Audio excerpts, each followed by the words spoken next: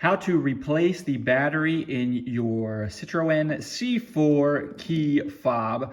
It's very easy. All we need is a key fob, a real small flathead screwdriver like this one here, and then a CR2032 replacement battery. It takes one battery. If you need a new battery, I'll just put a link down below where you can get them for just a couple bucks. But anyways, it's really all we need to do is we're going to just flip our key over. This works for this is for the C4, the C3, and the C4 Cactus. But anyways, we're gonna come in here like this.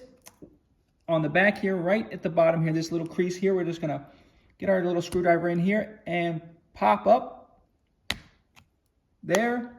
Come to the other side, pop that up, and this back will just kind of flip open like this. And you'll see the battery is in here. So then to get the battery out, just take that same screwdriver, come to the bottom here, and kind of push it. You can see you can kind of push it up, and then once you do that, it will pop out.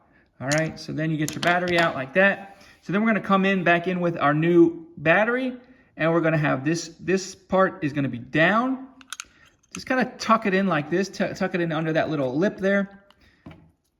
And then we can come in here, start from this end, put it in.